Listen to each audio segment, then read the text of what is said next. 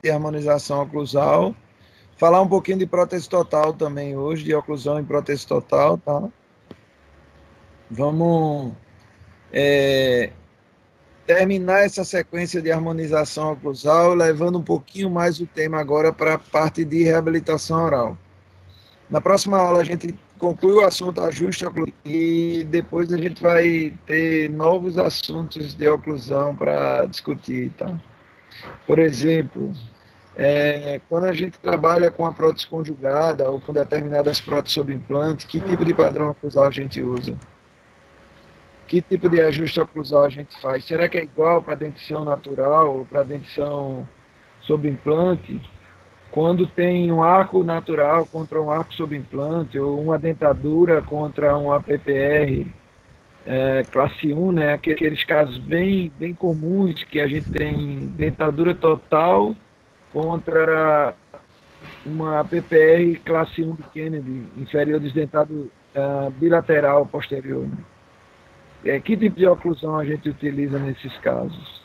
Hoje eu estou notando pouca gente, o pessoal voltou a atender, né? Parece que a turma voltou a atender. É isso mesmo?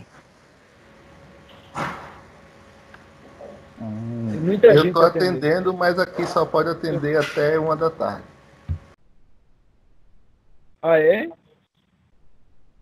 Eu começo a Só estar pode aberto atender de até 1 da 8, de tarde? 8 até 1. Está ainda fechado aqui. Mas dentista não vai ser comércio. Se o cara tiver uma dor de dente, aí você vai, né? Não, se for urgência, aí pode abrir. Mas atendimento eletivo... Porque foi liberado manutenção ortodôntica, né? Aí, manutenção ortodôntica você pode fazer. Aí eu sou ortodontista e eu estou fazendo as manutenções.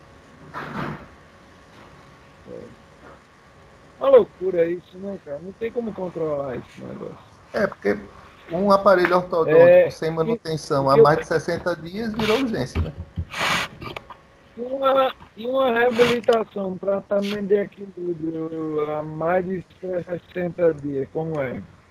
Instrui tudo. Loucura isso.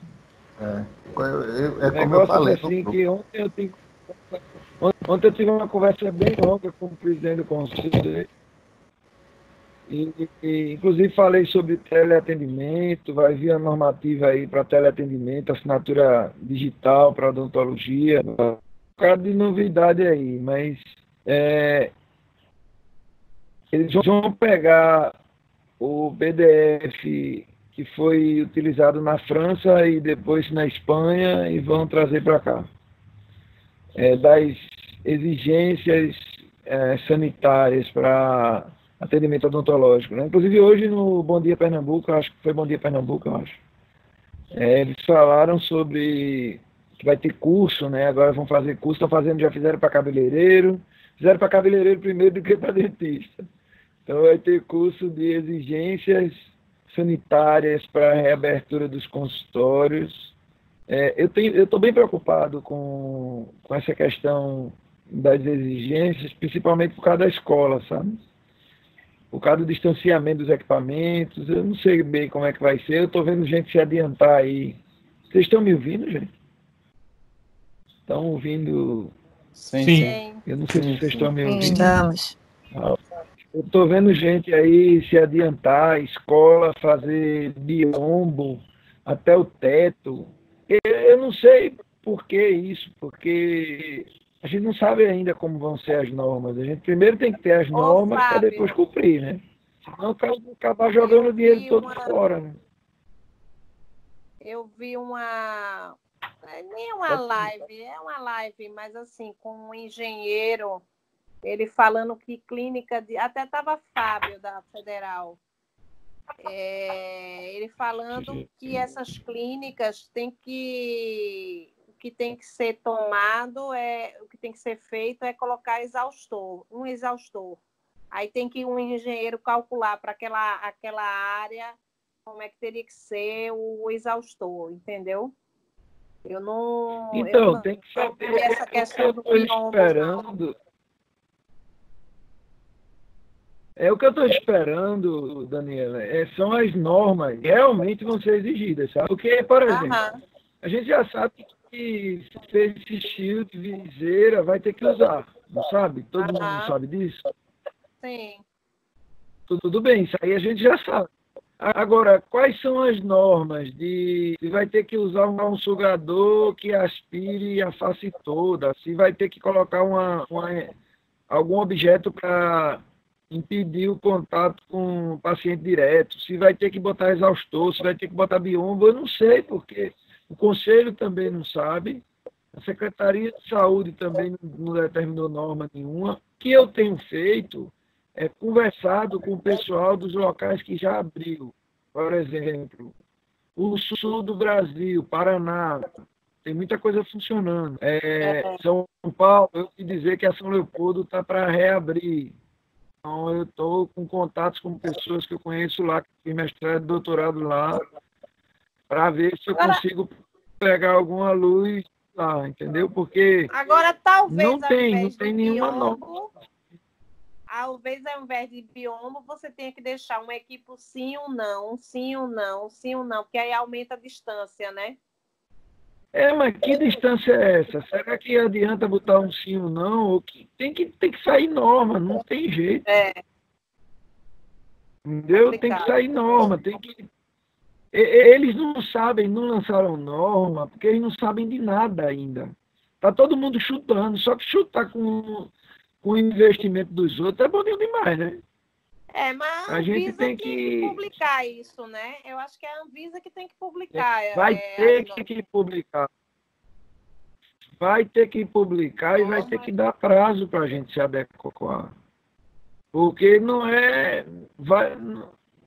dá para parar de repente e voltar cheio de exigência sem dar prazo para adequação, não. Ou eles vão demorar muito e vão dar o prazo em cima da hora, que é o que eu acho que vai acontecer, entendeu?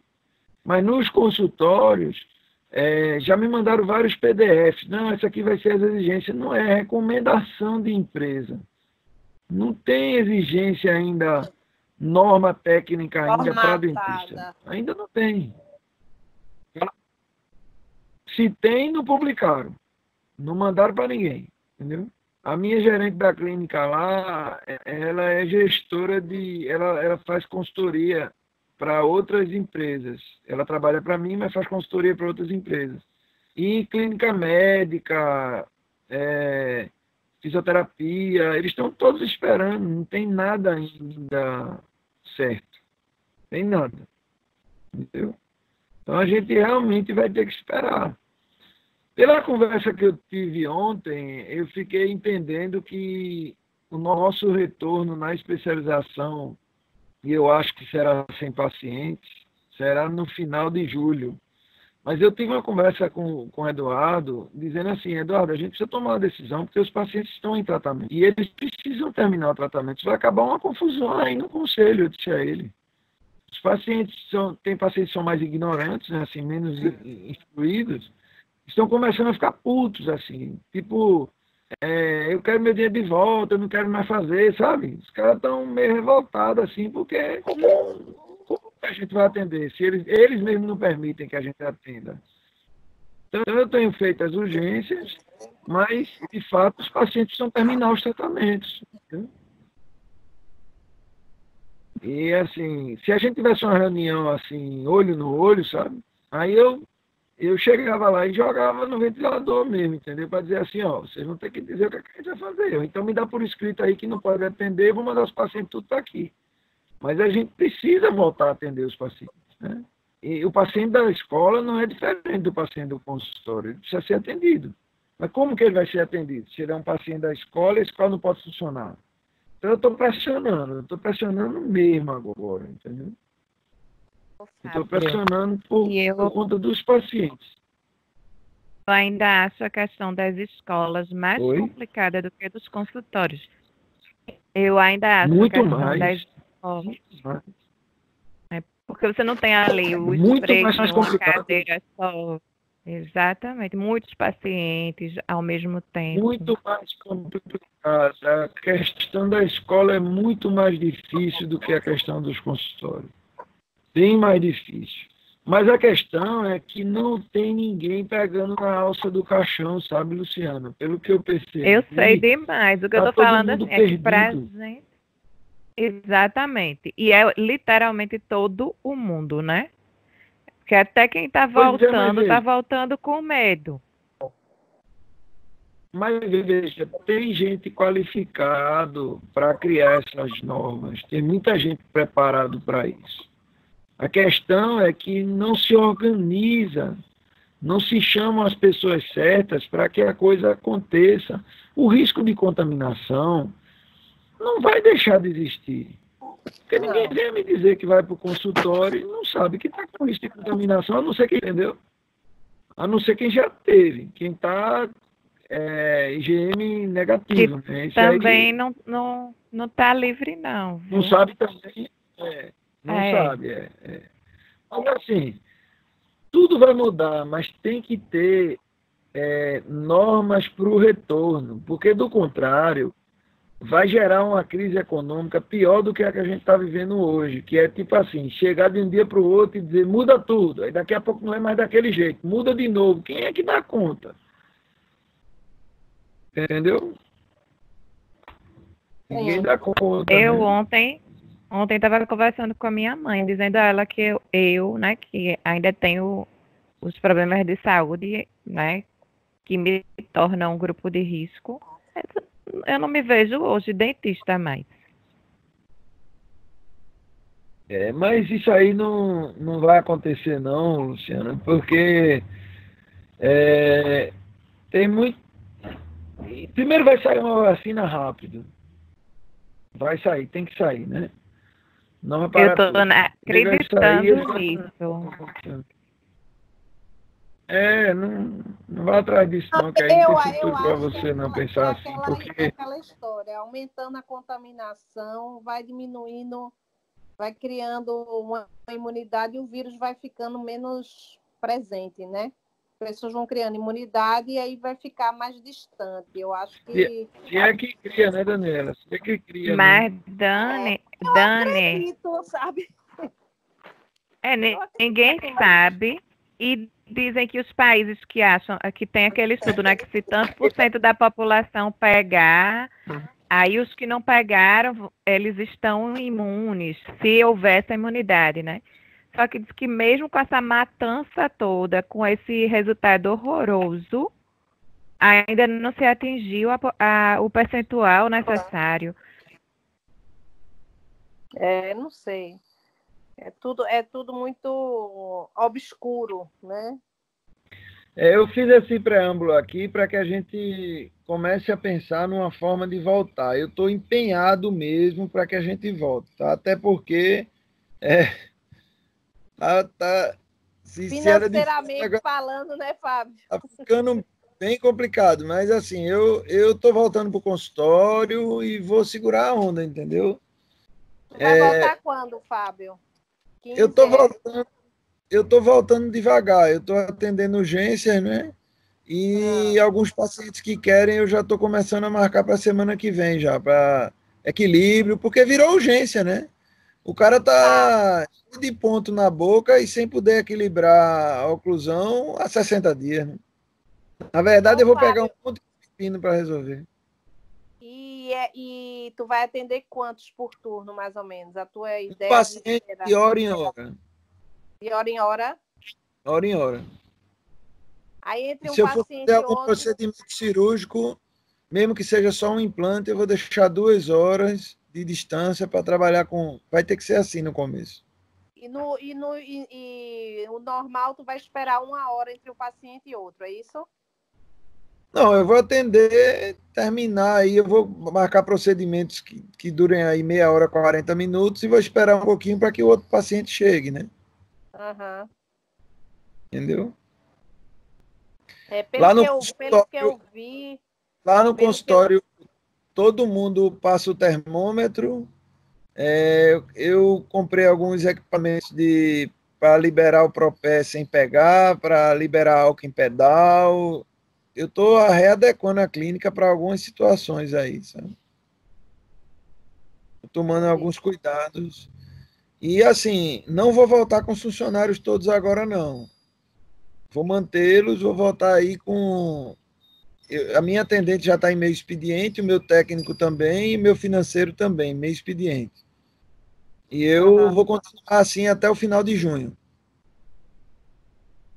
Sim, porque você fez aquela redução, né? De 70%. Eu isso?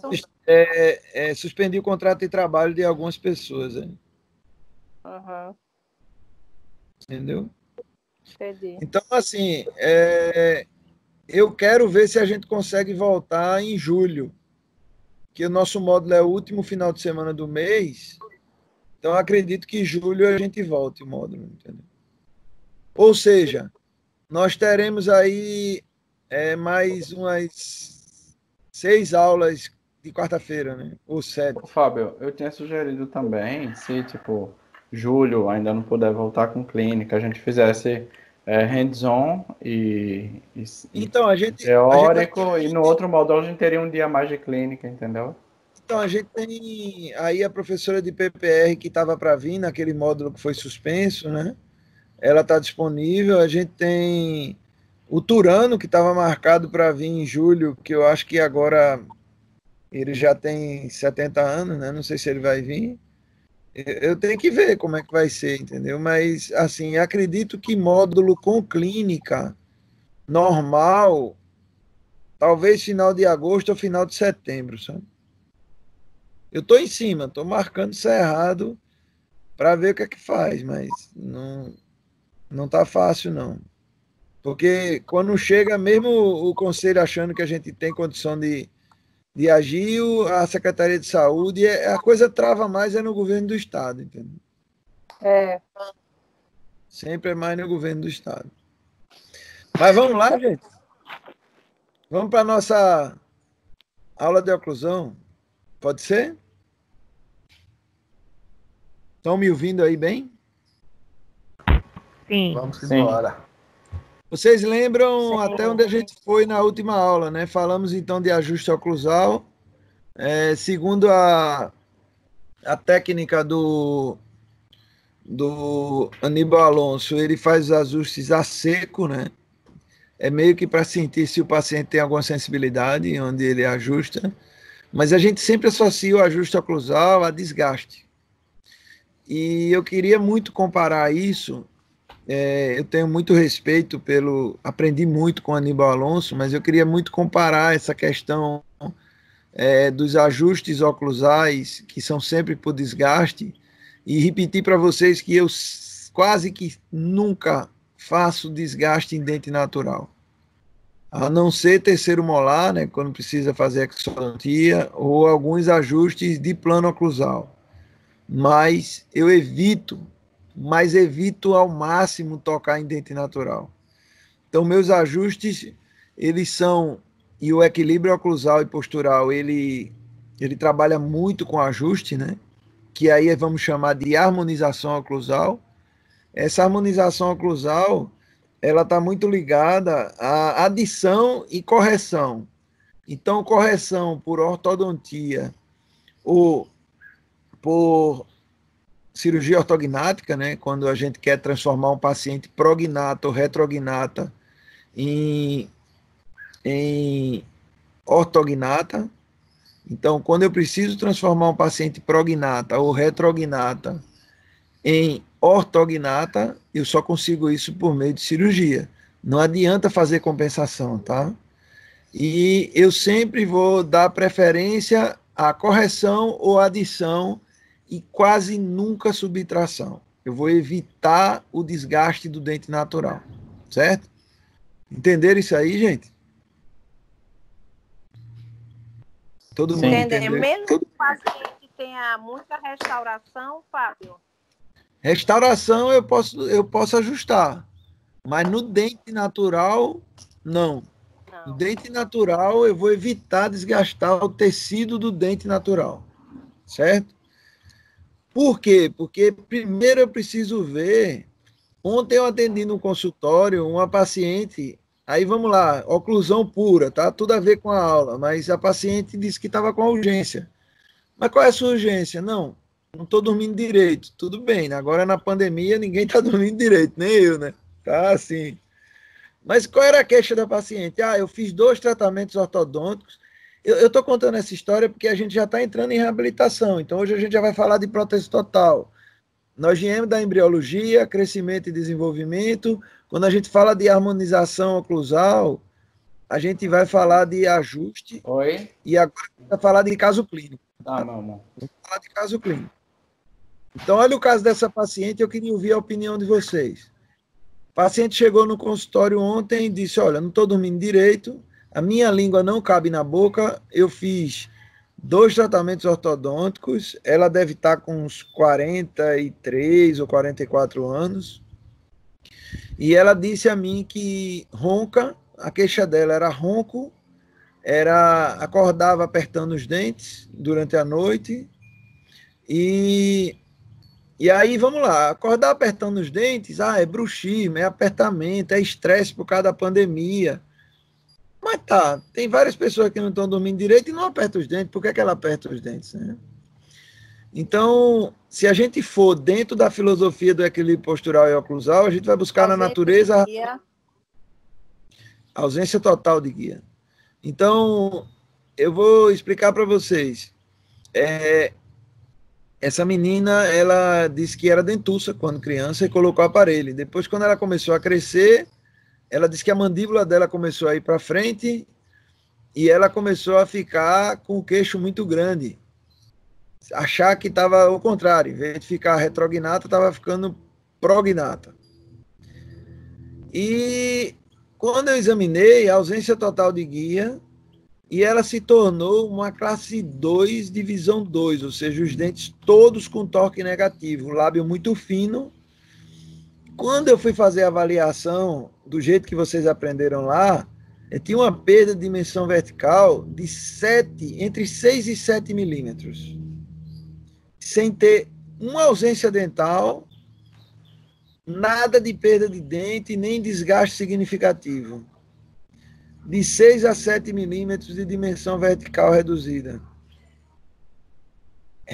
Usou aquele aparelho extraoral, e o dentista, ela disse que lembra bem que na adolescência isso marcou muito ela, porque o dentista dizia que a língua dela era muito grande, não cabia na boca. Olha só, a língua dela que é grande, né? Não é o espaço para a língua que é pequeno, né? Então, assim, será que é possível alguém ter uma língua muito grande que não cabe na boca? Será que a natureza faz alguém com a língua tão grande que não cabe na boca, a não ser as fofoqueiras, né? Só o fofoqueiro mesmo. Então, olha só, aí ela começou a morder a língua, ela começou a ter dificuldade fonética, e ela se arrastou com 2 tratamentos ortodônticos e vários dentes com restaurações, até os 40 e... Bom, não sei ao certo a idade dela, não lembro assim, mas é de entre 40 e 45 anos. Olha só. Aí me procurou ontem, quando eu fui examinar, eu pergunto para vocês, isso é urgência ou não é urgência? E aí, Paulinho, é urgência ou não é urgência? É urgência. Tudo é urgência. Então agora eu fiquei mais tranquilo se é urgência. É urgência. Se a pessoa não está se sentindo bem, pode ser o que for, é urgência. Pois é, não dorme, não dorme, ronca. Bom, imagina, se a pessoa ronca com o marido em casa, a quarentena toda, trancado, né? Problema, né? Pode gerar outros problemas, né? De divórcio, inclusive. Separação, né? O cara vai dormir no outro quarto, o negócio começa assim. Então, aí o que é que eu fiz? O que é que vocês acham que eu fiz com essa paciente? Equilíbrio oclusal. Então, ela tem Devolveu o guia. Devolveu a dimensão vertical. Somente isso, Paulinho. Nem guia eu fiz ainda. Ela ficou com uma guiazinha bem suave, mas ela tinha um desvio à esquerda de menos de 2 milímetros, não era muito significativo, mas eu corrigi, ela ficou tocando no 23, né? e no 33, e desviando um pouquinho para centralizar a mandíbula. E só em fazer isso ainda aumentei a dimensão vertical. Então, deixei ela na dimensão vertical que deveria ter. Ela ficou meio vampirinha, né? Porque eu fiz nos inferiores. Mas aí eu expliquei para ela que de máscara ninguém ia ver, né? Nesse período agora. E aí reposicionei a mandíbula dela. E ela... A primeira coisa que ela falou quando viu no espelho foi que ela percebeu que os lábios dela, que ela, assim, já viu mais lábio do que quando chegou, entendeu? E ela topou, né? Ficar com aquele incômodo de tocar só os caninos. E agora vou esperar, né? Que ela me dê um retorno. Vou vê-la na semana que vem para ver o que é que aconteceu. Mas e o ronco? Será que o paciente que tem... Para pensar na perda de dimensão vertical e o que é que acontece com as vias aéreas? Oprimida, Eu me lembrei da pergunta que a Aninha fez na última aula sobre que radiografia pedir de perfil, né? E eu falei, não, vamos pedir uma perfil com análise de McNamara, né? Se você olhar na radiografia de perfil com análise de McNamara, você vai olhar que as vias aéreas podem estar completamente fechadas e quando você aumenta a dimensão, ela vai estar desobstruída. Você vê aquele espaço escuro lá de passagem do ar. Então, dependendo da posição da mandíbula, ela é uma paciente magrinha, não é uma paciente... Porque a gente tem mania de achar que quem está acima do peso ronca mais do que quem não está, mas o cara que eu conheci que mais ronca na vida é um amigo meu que não pode nem doar sangue, tão magro que é. Agora a mandíbula dele é meio Antônio Wildes, assim, aquela mandíbula bem retruída, né? Então o cara ronca muito, velho. Era um paciente ortognática, inclusive. Um amigo meu é desse jeito, ronca muito e é magro. E ela também é magra e se queixou de ronco, né? Então, eu quero observar o que está acontecendo. O tratamento com aparelho de ronco é exatamente coloca a mandíbula mais para interiorizado. Sim. Mas o que é o aparelho de ronco? Se o ronco é um fenômeno mecânico, né? Tem outros componentes envolvidos. Né? Tem coadjuvantes, alcoolismo, né? Quem bebe muito tem a tendência a roncar mais, porque relaxa mais a musculatura. Mas, assim, o ronco é um fenômeno mecânico, não é? A língua vai lá para trás, né? Tem espaço de passagem do ar, né? Isso, tem uns que... e faz aquele barulho. Alguns ficam igual a cuíca, né? Até apitar, apita, né? Porque é por onde o ar sai, né? E alguns se sufocam, né? Tem a apneia do sono. É a apneia do sono. Certo? Então, o que é que aquele aparelho faz? Aumenta a dimensão, porque se ele é um objeto que está na boca, ele vai ocupar um espaço que vai aumentar a dimensão, não vai? Ele aumenta a dimensão e joga a mandíbula para frente. Joga a mandíbula para frente e aumenta a área. A dimensão vertical. Ar, né? Aí você desobstrui a via aérea e aumenta a passagem do ar. Só que vamos lá. Não é nada agradável usar aquilo, concorda? Não. Pois é, o CPAP piorou, né? Certo? Então, assim, vamos observar e para a semana quando eu for falar de casos clínicos, eu vou mostrar o caso clínico dessa paciente, porque ficha de dor e o relato dela, tudo, para vocês verem o que, é que vai acontecer. Mas, assim, se uma paciente foi vítima de um tratamento ortodôntico, como é que eu vou... Veja, o que é que eu fiz? Se eu aumentei os caninos e aumentei a dimensão, o que é que eu fiz aí? O que é que eu fiz? Equilibrou. Eu fiz um ajuste oclusal, concorda? Sim. Fiz um ajuste oclusal, mesmo que seja diagnóstico. Por adição. Beleza? Entenderam aí para a gente voltar para o tema da aula e começar? Eu fiz um ajuste oclusal por adição, onde eu equilibrei a paciente. Mas eu criei espaços entre os dentes, não criei?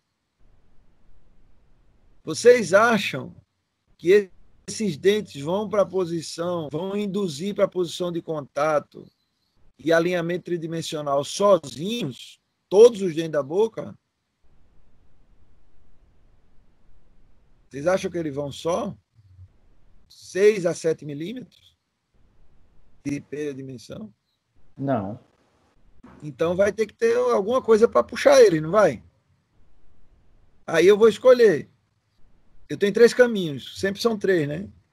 Um é acrescentar resina em tudo, ou cerâmica. Eu discordo. O outro, esse aí é bom só para o bolso do dentista, mas para o paciente não é legal. O outro, cirurgia ortognática. Aí tem que ter discrepância óssea. Essa paciente parece que não tem. Eu já pedi os exames. E o terceiro caminho, que eu acho que será o dela, né, é ortodontia. Vou virar para ela e vou falar, amiguinha, infelizmente haverá um terceiro tratamento. Só que esse aí a gente vai estar acompanhando e o ortodontista fala a mesma língua. Vamos botar teus dentes agora no lugar para manter a tua dimensão, essa aí agora. Certo? Vocês estão entendendo isso aí, gente? Sim, sim. Então, nesse caso, o ajuste oclusal, ele vai ser por adição e por correção. Mas não haverá nada de subtração aí nesse caso. Então, na verdade, o que eu vi primeiro, observei primeiro postura e face do meu paciente e a história do meu paciente. Depois, fizemos as medidas. Ah, eu tenho dúvida. Tá, pede uma frontal com análise de Ricketts. Paulinho, você que é ortodontista aí, eu acho que a Luciana está no grupo agora, mas você pode ver as análises dos pontos craniométricos e ver se o paciente tem ou não dimensão vertical, não pode? Pode. Então você tem como conferir também. Por isso que eu botei vocês para ter aula de cefalometria, porque vocês podem aprender a conferir esses pontos, ver como é que está o perfil do teu paciente, ver como é que está a dimensão vertical do teu paciente, e aí sim você reabilitar. Agora, como que reabilita? Você vai reabilitar os dentes que estão destruídos, com coroas, com onlay, com overlays, com faceta, com o que é que seja, e o teu ortodontista vai botar esses dentes no lugar. Mas se você não recuperar a dimensão dessa paciente, ela vai continuar roncando, a língua dela vai continuar sem espaço na boca. Primeira coisa que quando eu aumentei a altura foi que ela disse, agora já tem mais espaço para minha língua. Claro, abriu, né? Não tem mais porque os dentes estão lingualizados. Não tem espaço para a língua dela repousar. E aí o paciente fica com uma cara esquisita, né? Porque se ele tivesse desenvolvido sem o uso do aparelho ortodôntico, naquela fase que ela usou, né? E ela usou há muitos anos atrás, imagina aí uma criança com extraoral para forçar ir de encontro ao crescimento que a natureza propõe. É esquisito demais isso. É muito estranho. Fora que eu não vi ainda, que eu não vi os exames dela, né? As consequências nas articulações, né? Eu vou ver tomografia boca fechada e aberta e vou ver o que é que houve com as ATM, né? Mas provavelmente eu tenho algum tipo de alteração morfológica lá, certo? Anatômica. Então vamos lá, eu vou compartilhar a minha tela. Alguma dúvida até agora, não? Dúvida? Não, não, por enquanto, para mim, tá ok. Por enquanto tá ok. Muito bem. Ótimo.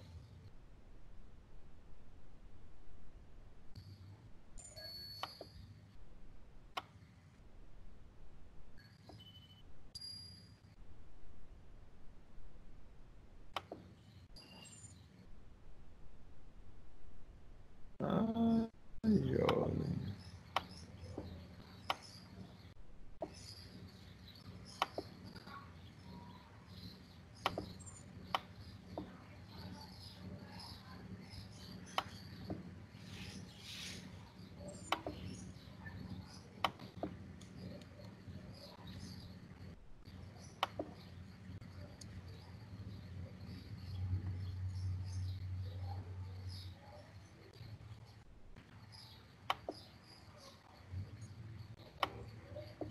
Que saco isso, né?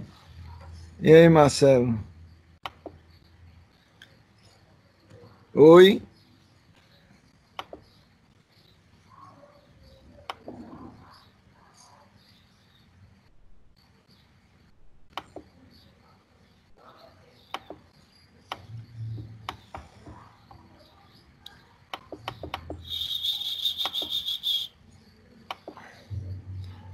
E aí, Marcelo?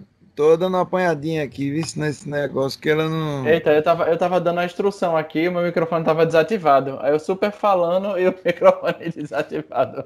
Agora sim. Agora foi. Desculpa, Fábio. Vocês estão vendo aí, não?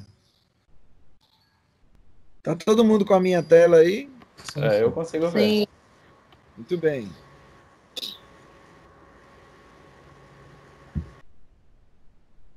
Então, como deve ser na dentição permanente? Ó?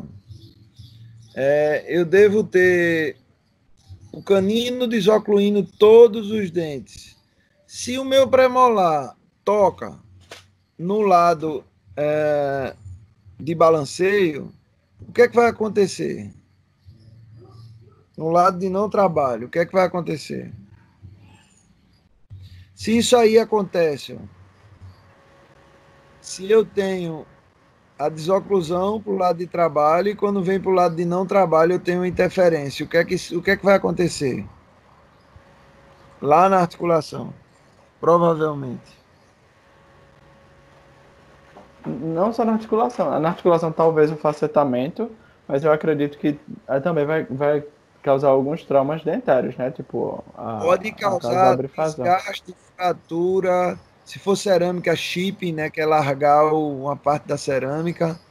Mas o pior é que quando há interferência no lado de não trabalho, o lado de balanceio, eu vou ter acionamento do meu pterigoideu lateral superior, que é o que controla o disco. Controla o disco no movimento. Se isso acontece, quando o meu côndilo do lado de não trabalho, ou seja, do lado de balanceio, ele está desapoiado na cavidade, fica fácil puxar esse disco para frente. E aí eu poderei ter um deslocamento de disco. Então é preciso ter bastante cuidado com esse tipo de interferência em balanceio. Normalmente essas interferências são nos molares, mas nos premolares acontece muito quando dá confecção de coroas, porque muitas vezes o laboratório ele confecciona o dente bem engrenado e não é assim que funciona bem. O dente precisa ter liberdade de movimento, por isso que a gente tem que usar articulador, seja virtual ou analógico, tá? Então, lado de trabalho.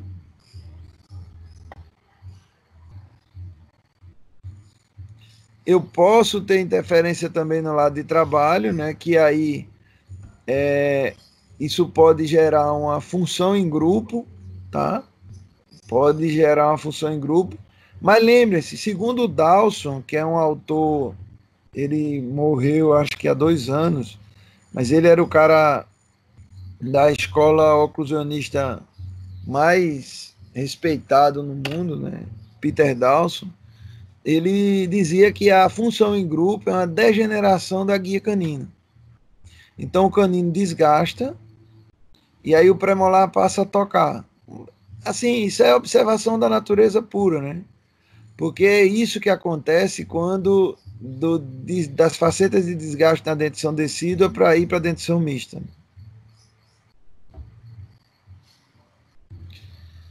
Então, à medida que os dentes se desgastam, eles podem perder a altura funcional, né? Quando os dentes são mal posicionados protético-ortodonticamente, também na angulação dos dentes está desalinhado, né? Eu poderei também ter interferências pelo mau posicionamento. Parem agora e pensem um pouquinho. Vocês acham que é fácil fazer 2 dentaduras em oclusão balanceada bilateral, montar os dentes de uma dentadura em oclusão balanceada bilateral? Vocês acham que é fácil? Né? Eu acho que não. E por que a gente faz a dentadura, sabe que é para fazer em oclusão balanceada bilateral, e a gente deixa ela com contatos desoclusivos. Sabe por quê? Porque os protéticos não sabem montar dente direito e a gente não aceita que as dentaduras elas precisam ser ajustadas depois de acrilizadas no articulador. Precisa-se fazer os movimentos e reproduzir esses movimentos no articulador para que o ajuste na boca seja mínimo. Então, o ideal em dentadura dupla é usar dente cúspide zero, mas pacientes mais jovens não suportam, né? Hoje é muito raro um paciente me procurar para fazer uma dentadura, ele sempre me procura para fazer implante, fazer protocolo. Se ele vai fazer protocolo é um pouquinho diferente, e a gente vai chegar lá quando falar só de oclusão em prótese sobre implante. Mas se eu erro no posicionamento do dente na dentadura, eu poderei... Olha só, olha essa animação aí, ó. Vou voltar para vocês observarem. Ó. Olha aí. Centralizou.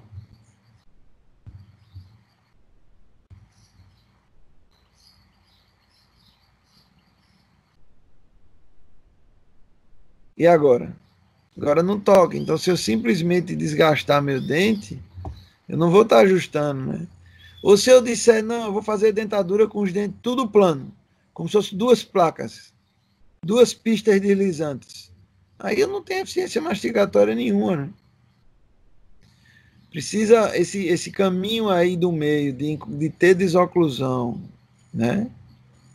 E de ter eficiência mastigatória, ele passa pela oclusão balanceada bilateral. Então, os dentes precisam triturar o alimento dentro do possível, né? Uma dentadura muito bem feita, dupla, ela tem 30% da eficiência mastigatória de uma dentição natural. A mais bem feita, a maioria não tem 10% de eficiência mastigatória. O cara tem que amassar a comida, né? Ou se machucar todo, ou até tirar a dentadura, né? Isso dentro da realidade. Então, quando eu tenho contatos prematuros ou deflectivos, eu poderei ter desgastes, como falaram aqui antes, né? Eu poderei ter fraturas ou eu poderei ter apinhamento dos dentes anteriores, porque a resultante das forças vai para os dentes anteriores e inferiores. Então, poderei ter um apinhamento como resultante do desequilíbrio entre oclusão habitual e relação cêntrica. E aí os ortodontistas chamam de rugas da boca, né?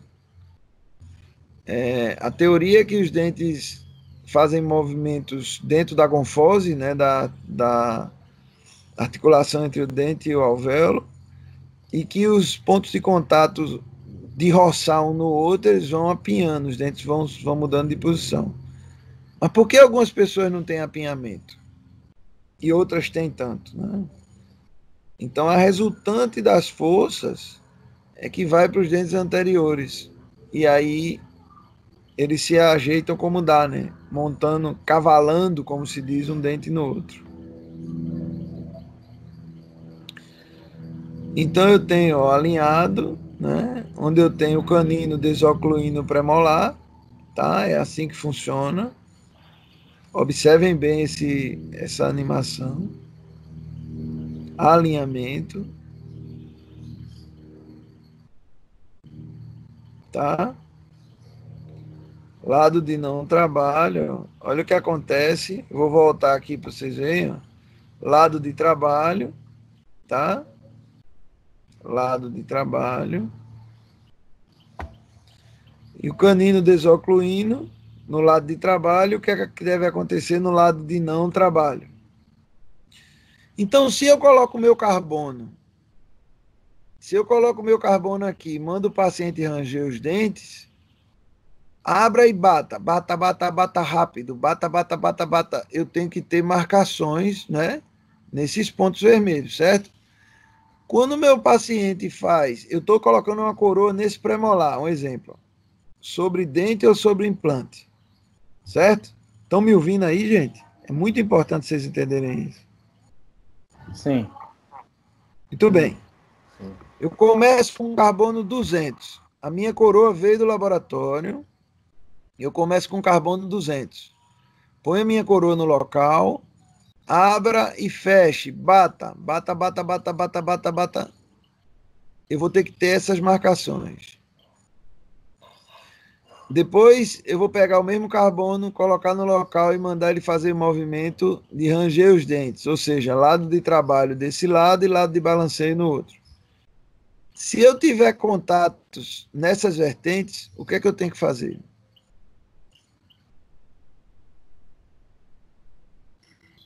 O que é que eu tenho que fazer? Desgaste. Eliminar, não é isso? Eliminar até quando? Até quando ele passe tão próximo que não marque. Entenderam isso? Sim. Muito bem. Essa coroa ou essa restauração é um dente artificial, beleza? Quando ela vier do laboratório, principalmente se eu estiver trabalhando com implantes do tipo Cone Morse, onde eu vou dar um torque e ele vai intruir dentro do implante um quarto de volta, eu não posso pedir para essa face oclusal vir glaseada não, do laboratório, certo? Ela tem que vir mais áspera e eu dou polimento no meu consultório. Por quê? Porque lá no laboratório ele não vai saber, ele não vai ter a noção dessa intrusão na hora do torque. Então eu prefiro ajustar na própria boca essa minha coroa. Entenderam isso? Depois eu venho com as borrachas e dou polimento manual e aí eu concluo meu caso. Certinho? Certo. Mas se a coroa for cimentada, já pode vir, né? Pode vir, mas Paulinho, eu sempre confiro. É Sempre muito confiro. difícil, né? Não ter ajuste. É muito difícil, porque eu também preciso levar em consideração se esse implante, se essa coroa sobre implante oclui com dente natural. Se ela oclui com dente natural, o ajuste é de um jeito. Se oclui com a coroa sobre implante, o ajuste é de outro. A gente vai chegar nisso. Tá? Entenderam? Então, olha o que é que acontece quando eu tenho caninos alinhados e dentes posteriores alinhados. Olha só. Eu vou ter o que eu disse, ó. Observe que no lado de não trabalho, ele passa bem pertinho, ó. Tá vendo? Então, o ajuste é só para não tocar, não é para deixar plano. Porque se eu tiro essa cúspide aqui, ele também não vai tocar, mas o paciente vai morder a língua. Porque na hora que a língua for jogar o alimento aqui para cima, ela vai entrar no lugar do alimento.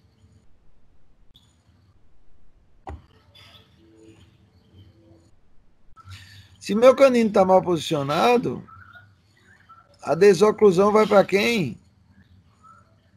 Premolar, tá vendo? Certo? Então, muitas vezes eu vou instalar uma coroa de canino, eu preciso ver o posicionamento dele. Ele precisa ter um componente mais vertical para desocluir os outros.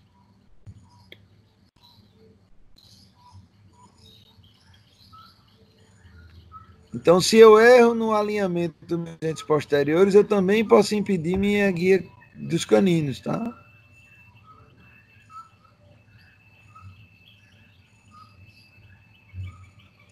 E numa coroa sobre implante, pior, porque eu posso estar induzindo reabsorção, salserização. Lembre-se, o fator oclusal é coadjuvante à doença periodontal, né, a presença do biofilme para o desenvolvimento da doença periodontal ou periimplantar.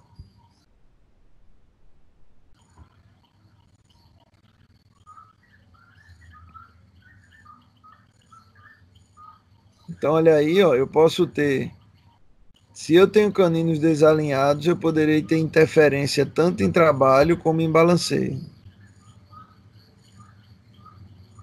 Então, eu posso corrigir o meu canino por adição e resolver o problema. Isso acontece muito com a gente. Os pacientes chegam com caninos destruídos. Quando a gente olha e vê o desvio que a gente corrige e faz com resina, fica mais fácil de fazer os dentes posteriores. É assim ou não é na clínica diária? Vocês têm feito muita correção por adição em canino ou não?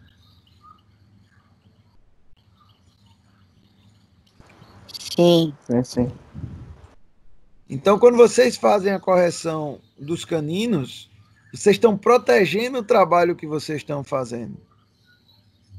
Fora que o paciente tem que pagar, né, para corrigir os caninos que estão destruídos. Né? Então, o paciente às vezes vem fazer uma coroa de molar e você tem que avisar para ele, ó, teus caninos estão destruídos. Você explicar para ele o que aconteceu para que aquele molar fraturasse, né? E dizer, olha, os caninos eles vão te ajudar a proteger, certo? Restaura os caninos. Às vezes tem que restaurar outros dentes, mas normalmente reconstituir as guias dos caninos é condição para a durabilidade do teu trabalho, tá?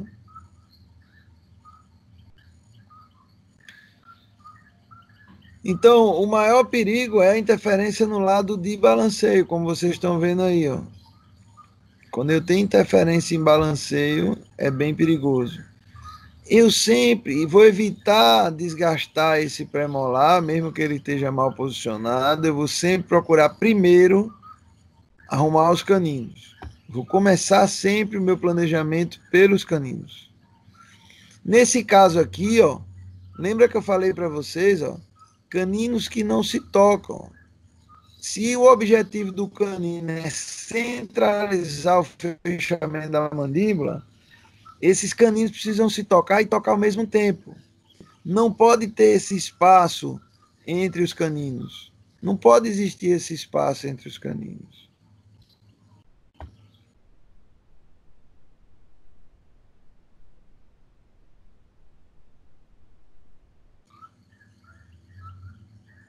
Olha o que é que acontece quando eu corrijo a angulação do canino. Olha só. Olha essa animação, como ela é bem esclarecedora. Aqui está em grupo. Olha quando corrige a posição do canino, como ele já desoclui imediatamente. Tá vendo? Ficou claro isso aí para vocês, gente? Sim. Sim, sim.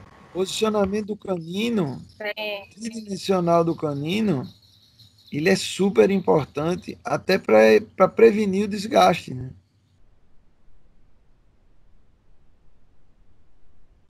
O laboratório onde mais erra é no posicionamento dos caninos.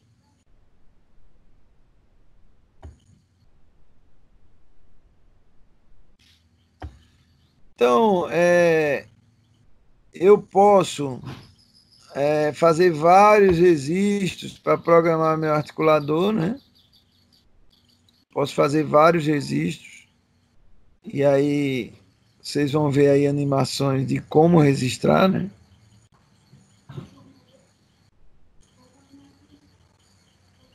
Então, eu posso individualizar o meu registro para montar no articulador.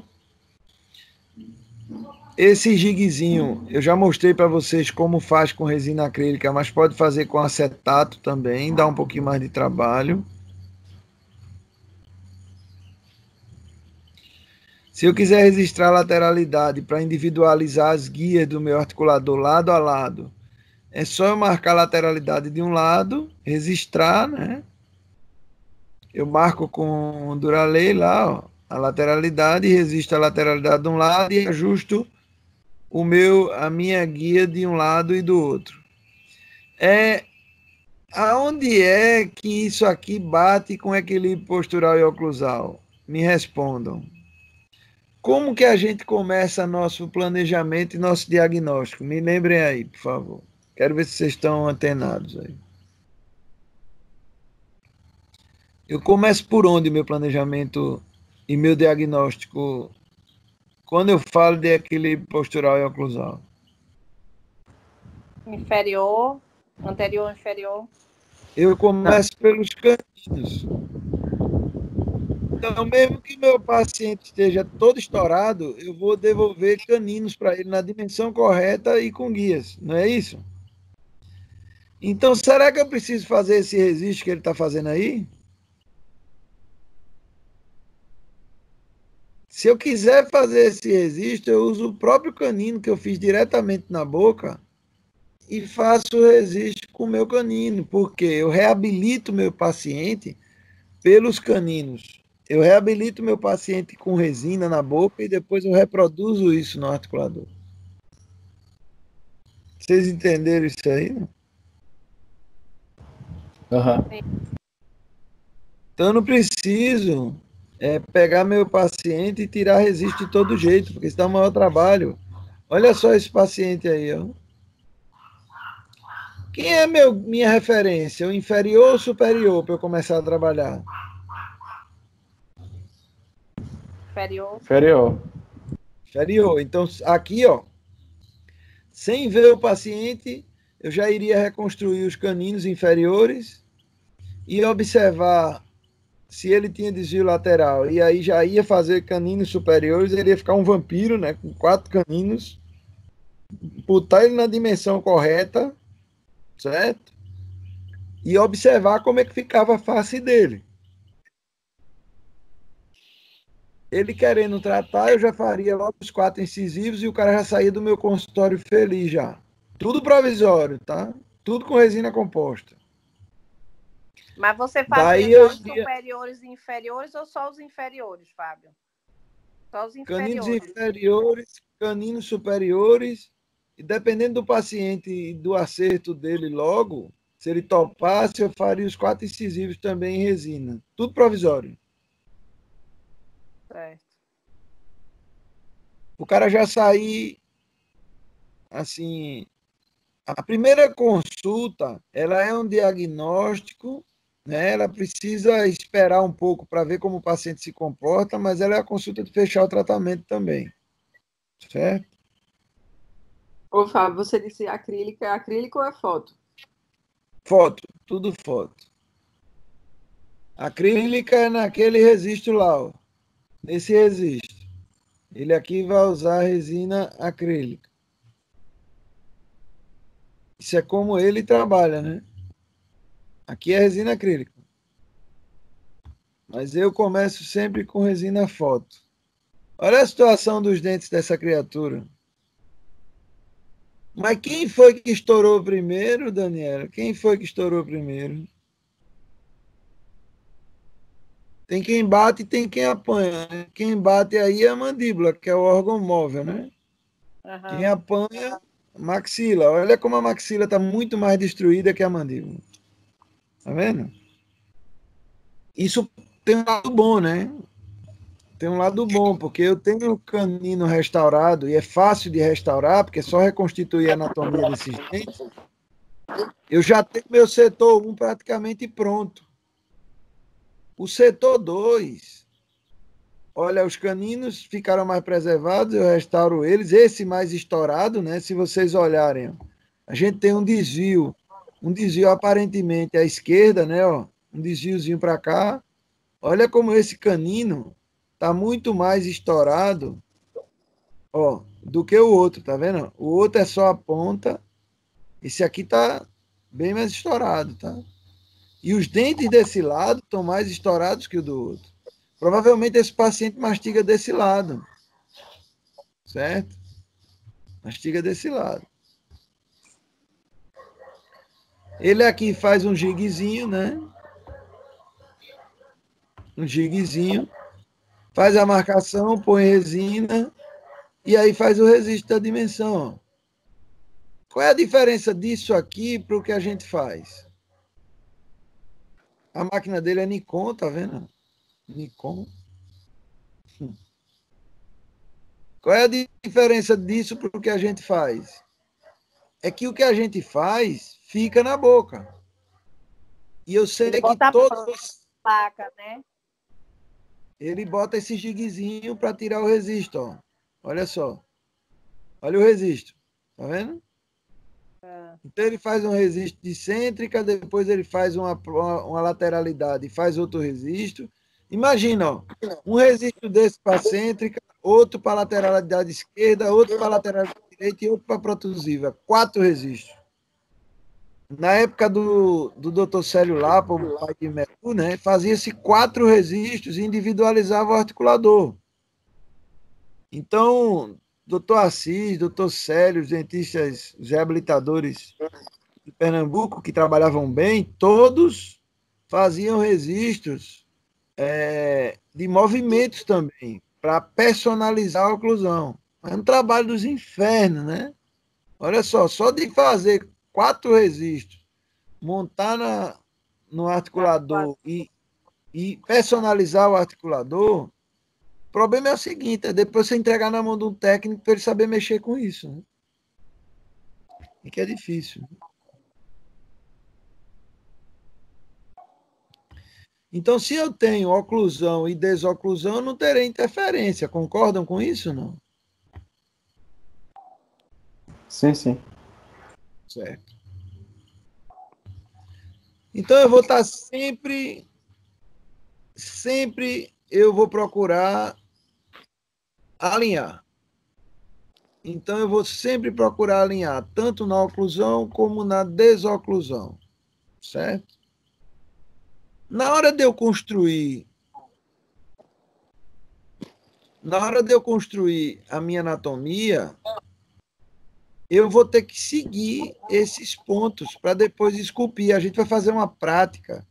Eu quero fazer uma prática com vocês, com resina, com cera, com resina acrílica e com resina composta, onde a gente vai reproduzir alguns dentes, mas baseado no contato com o dente antagonista. A gente vai primeiro marcar o contato, depois a gente vai entender o porquê que cada suco desse funciona, entendeu? Eu quero fazer essa prática com vocês. Então eu terei, olha, cada posição, cada suco, cada depressão, ela tem uma função estabelecida. Então eu tenho meus contatos estabilizadores, né? Então 3 contatos. Alguma pergunta? Pergunta, gente? Pode perguntar. Então, ó, pergunta? Acho que não, Fábio. Ah, tá. Então, ó, ele tem uma tendência muito grande a fazer placas. E muita gente faz placas. Na placa eu preciso ter vários pontos de contato. E na placa de Michigan, e ele vai falar de vários tipos de placa, né? Eu vou ter sempre a desoclusão pelo canino na placa de Michigan, onde eu tenho, é como uma pirâmide, né? Eu tenho a desoclusão em protusiva e lateralidade. Então, quando eu tenho a placa, ó, eu poderei ter uma depressão e eu alivio, né? Eu alivio, mas a placa ela vai funcionar como uma simulação do que seria o ideal. Tá? E aí ele faz vários modelos de placa, né? Os reabilitadores das antigas usavam muita placa. Eu não. Eu tenho muito receio de placa porque o paciente não usa, né? O paciente não usa e eu fico na mão do paciente. Quando eu construo guias, quando eu sei que eu faço trabalhos que ele não vai poder tirar da boca, eu sei que ele está usando, então eu vou ter uma noção real do benefício. Ou do mal, né? Se eu errar também. Muito cuidado com coroas de cerâmica, porque elas são muito duras. Interferências em coroa de cerâmica são muito mais deletérias do que interferências em coroas de resina, tá? Então, esse é um modelo de placa, né? A placa do John Coyce É uma placa que ela funciona mais ou menos assim como um jig e ela tem um arco de Howley que tem aqui, ó, certo? Eu, eu não gosto, acho que a gente trata de uma maneira muito mais fácil como a gente trata, né? Então, aí os tratamentos por correção, do tipo ortodontia ou cirurgia ortognática, eles são outra alternativa de ajuste, né? Mas dentro da filosofia do equilíbrio postural e oclusal, a gente começa com adição, põe o paciente na posição correta e depois a gente vai escolher qual a terapêutica para deixar ele estável. Se é protética, se é ortodôntica, ou seja, por correção, né, ortodontia ou cirurgia ortognática, ou se eu vou fazer adição de algum material, seja coroas, facetas, overlays, e o material que eu vou usar, se é cerâmica, se é resina. Mas primeira coisa que eu tenho que saber é onde eu quero chegar. Aonde eu quero chegar é quando eu ajusto, quando eu boto meu paciente na posição correta, tá? Então, os segredos da harmonização oclusal, eles têm que ser divididos em dentes naturais e dentaduras completas, né? Agora nós vamos falar um pouquinho de dentaduras completas. Quando a gente fala de dentaduras completas, o protagonista aí, assim como na dentição mista, né, ele passa a ser a articulação temporomandibular. As articulações, elas passam, as eminências articulares, elas passam a ser os protagonistas. Elas estão menos protegidas. Mas como eu tenho menos eficiência, porque as próteses não têm condição de morder com tanta força nada, então esse impacto na articulação também é menor. Então, as dentaduras elas precisam ter rebordos residuais que suportem as bases, né? E elas precisam estar articuladas em oclusão balanceada bilateral. Do contrário, eu não terei estabilidade das próteses. Então, ele diz que se as próteses, as dentaduras completas caem, tudo vai ficar mal, né? Esse paciente, se a prótese não parar na boca, ele vai enlouquecer, né? Então, ele precisa fechar em relação cêntrica, essas próteses precisam ter contatos simultâneos nela toda, né? Mais leve nos anteriores, né? Que eles ficam quase tocando, mas de canino para trás, ele precisa tocar tudo ao mesmo tempo, numa posição só. Se ela tiver contato deflectivo, ela vai cair da boca, né? Vai cair.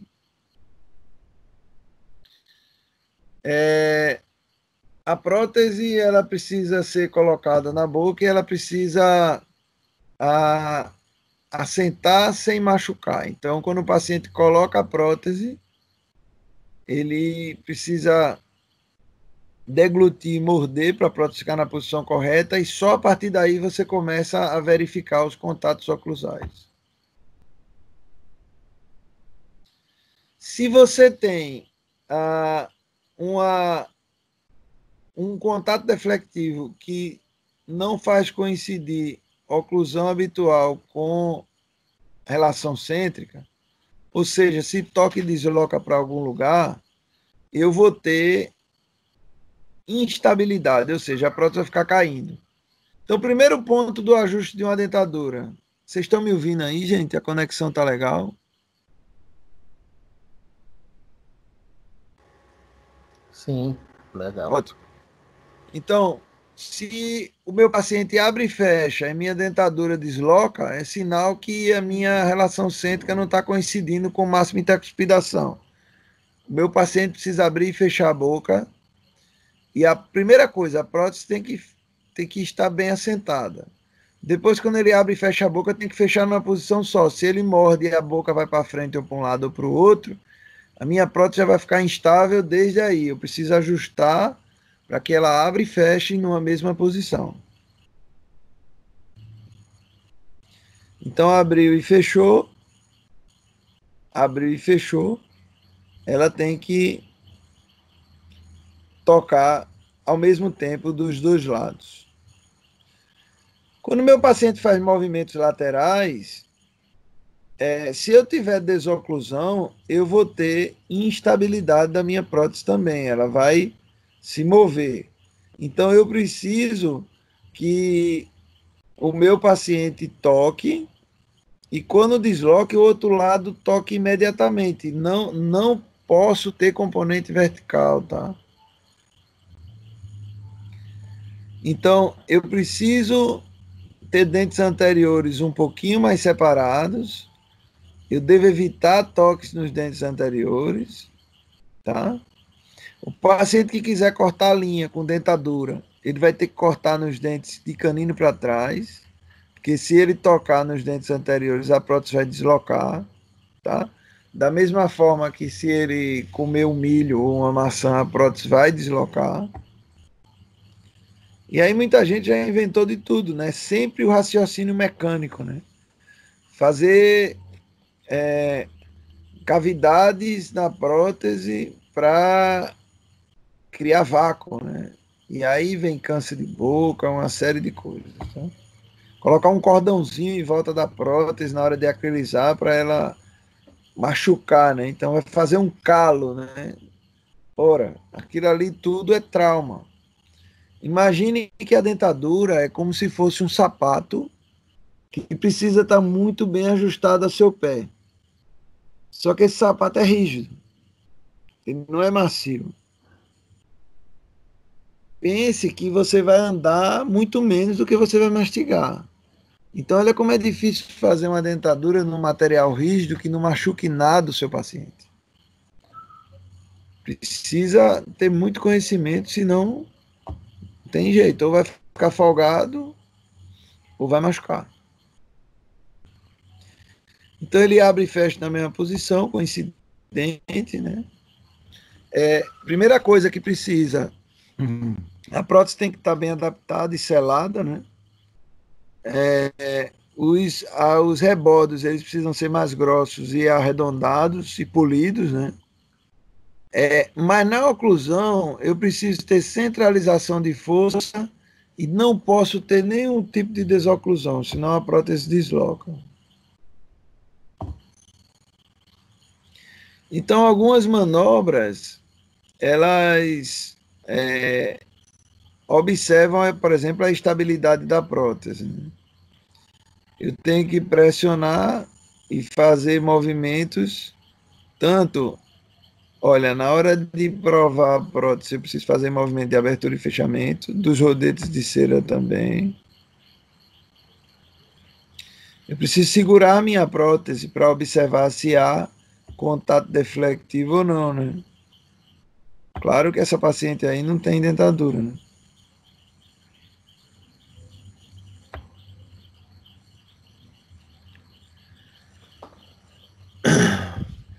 Então, se eu quiser estudar o arco gótico, eu vou ter que ir para um pantógrafo. Eu vou simplificar mais a vida de vocês.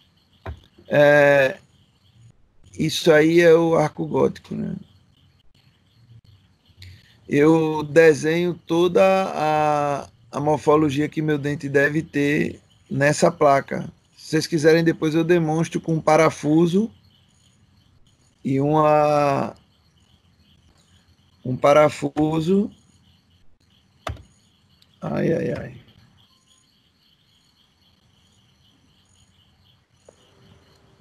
Travou, E uma né? plaquinha de alumínio. Fecha e abre de novo, Fábio. Ele tem que me lembrar mais ou menos onde é que ele estava. De vez em quando acontece isso, né, Marcelo? É porque Flash é uma linguagem antiga, sabe? Aí, como ela é muito antiga, os computadores ficam travando por vezes. Ele me deu esse material faz tempo, mano. Então, se vocês observarem,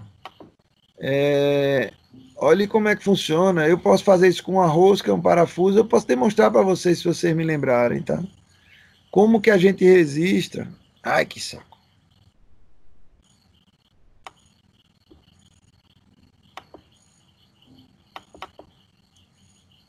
Vou passar logo porque... Então, olha,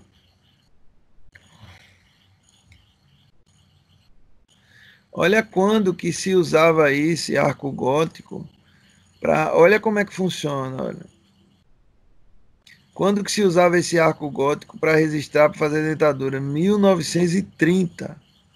Ah, eu não quero nem saber o que acontecia em 1930, já faz quase 100 anos, né? É importante entender porque as dentaduras daquela época, naquela época não tinha implante, né? Então as dentaduras daquela época, elas talvez segurassem mais do que as nossas de hoje, né? Porque só havia uma maneira de se fazer, que era essa, oclusão balanceada bilateral, né? Eu precisava ter, então, esse registro que se faz aqui na hora de montar os dentes, eles nos guiavam o posicionamento da montagem dos dentes. Então, eu personalizo essa guia para poder montar meus dentes, tá? Eu posso demonstrar para vocês não vão utilizar isso, lógico, mas eu posso, apesar de muita gente hoje falar ainda em usar arco gótico, né? Mas eu não vejo a menor necessidade com o que a gente tem hoje. Então, olha como é que funciona. Olha aí. Se a minha dentadura toca nos dentes anteriores, olha o que, é que vai acontecer. Ó. Instabilidade da prótese e vai perder o implante. Ó, vou voltar aqui para vocês verem. Ó. Toca dente anterior, instabilidade da prótese. O que é que vai acontecer? Ó? Ô, Fábio, então tu fala que a oclusão para esse tipo, nesse caso, ele usa uma fixa superior, né? E o dente natural inferior, eu tenho que fazer bilateral. Tem que fazer, sempre que você tiver um elemento móvel, ou um overdenture, ou uma dentadura, eu vou ter que manter a estabilidade da prótese. Então, eu preciso de oclusão balanceada bilateral. Sempre que eu tiver um elemento móvel, eu terei que ter oclusão balanceada bilateral. Certo? Sempre que eu tiver um elemento fixo, eu vou ter guia. Então, eu vou ter um componente vertical. Entendi. Se eu centralizo as forças no fechamento e eu estabilizo as bases, ou seja, a oclusão balanceada bilateral, eu vou proteger os rebordos. Porque mesmo que o paciente tenha um rebordo volumoso, se ele começar a usar uma prótese instável e ele não tiver oclusão balanceada bilateral, consequentemente, ele terá reabsorção óssea invariavelmente, tá? Então, olha como se dá no articulador esses fenômenos fenômeno de Christensen, por exemplo. Olha. Eu tenho que observar esse plano oclusal para saber como eu posiciono meus dentes, para quando o meu paciente fizer a protusível, o dente posterior toque também, entendeu? Senão a dentadura cai. Então aqui, ó, estou fazendo um movimento de lateralidade. Ó, só num lado, tá vendo? Ó, ela em 3D, ele tá girando, né? Tá?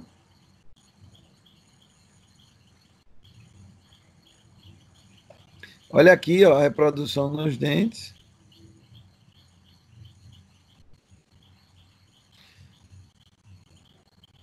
Olha as simulações, quando eu angulo muito minha inclinação condilar, né?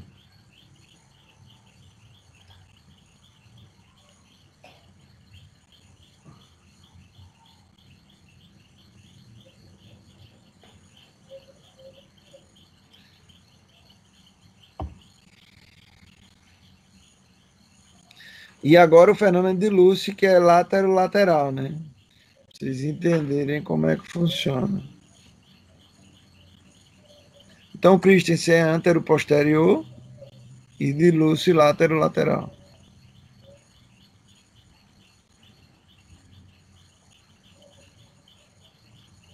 Aí é o contrário, ó, quando eu movimento para o lado de trabalho, o lado de não trabalho tem que tocar também, senão a dentadura cai. O exemplo aí de uma dentadura na maxila.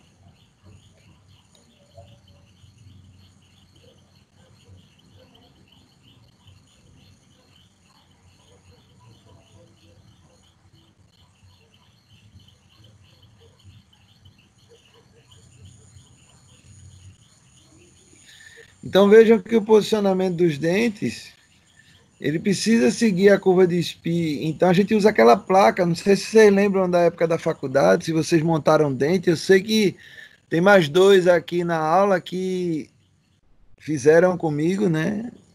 Que a gente foi da mesma turma, então a gente usava uma plaquinha que a gente chamava placa de Spee, que é uma plaquinha metálica, e a gente montava os dentes seguindo essa placa, justamente para quando a gente fizesse movimento de lateralidade, os dentes seguissem essa angulação do plano oclusal, né?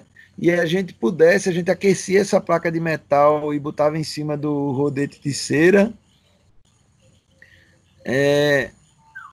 Lembra, Melo e Aninha, disso? Que a gente aquecia a placa de metal Ô, e Fábio, fazia... precisa ser contemporâneo. Eu me não. lembro com muito terror. A gente ainda faz Muito isso, terror. viu? Eu sei que a gente faz. Lá, eu tenho, ela tá fácil até, por sinal. Se você quiser, eu trago para lhe mostrar. Então, a gente colocava essa placa na cera e a cera já ficava com a forma do arco. Então a gente montava os dentes seguindo essa cera, né? Eu consigo fazer isso tudo no digital hoje. Eu tenho a placa de Monson, né, da esfera de Monson, eu tenho essa placa digital. Eu consigo reposicionar esses dentes da mesma forma que físico no digital, né? Ficou melhor para o dentista. Tem que pedir a oclusão balanceada bilateral e exigir que elas toquem desse jeito. Mas lembre, dentadura tem que ver na boca, né? Porque as próteses são muco-suportadas, né? Ou implante muco-suportada. Né? Então eu preciso ajustar na boca, fazer o ajuste fino na boca. Quando a gente falar de ajuste oclusal, a gente vai falar muito disso. Né?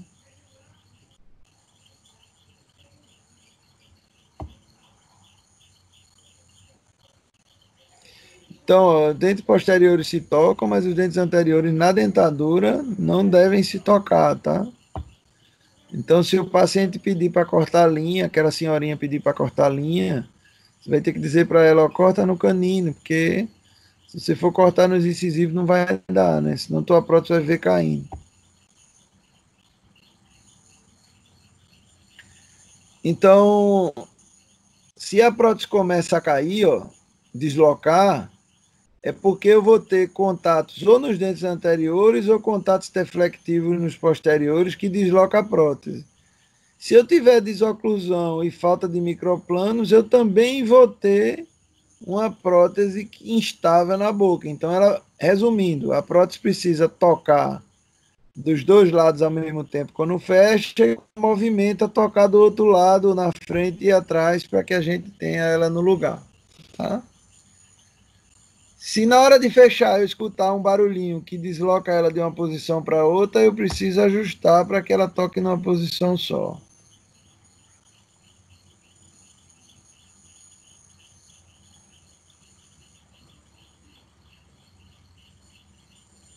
Então, se eu vou precisar reembasar uma prótese total, eu primeiro vou ter que fazer o ajuste oclusal na prótese, depois aliviar a prótese, reembasar, tirar os excessos e depois ajustar de novo.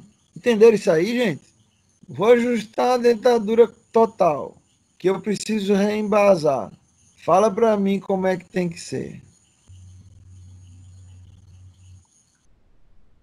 Primeiro eu ajusto, balanceada bilateral. Depois eu alivio minha prótese na região que eu quero reembasar. Depois eu preparo o material, põe o material, levo na boca, retiro os excessos e faço outro ajuste. E aí falta o sexto item, que é acabamento e polimento. Tá aí, ó. Essa foto deve ser da Índia, né? Olha só. Deve ser da Índia, né? Olha aí os instrumentos para... Gostaram aí, gente? Isso é odontologia raiz. Essa aqui não é nem raiz, essa aqui é o centro da terra, né? Então, olha como é que funciona na dentadura, ó. Olha o ajuste. Então, ó, se eu quero ajustar, eu vou ajustar a oclusão. Olha como ela machuca aqui, ó. Vou voltar para vocês verem, ó. O que é que acontece com a dentadura, ó. Devido à oclusão, ó. Ela machuca, tá vendo? Então, eu ajusto a oclusão, desgasto a minha prótese por dentro, reembaso a minha prótese. Ele sugere que faça furinhos para o excesso de material sair e não gerar pressão, tá? Tá vendo? Olha o que é que acontece. Tá todo mundo vendo aí, gente? Certo? Sim, sim. Depois eu vou ajustar a oclusão de novo. Olha que o rebordo não pode ficar fino, tá?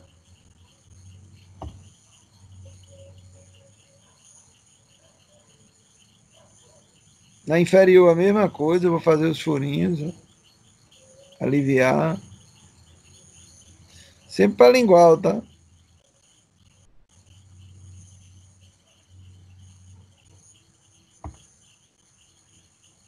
E aí eu vou ajustar a oclusão.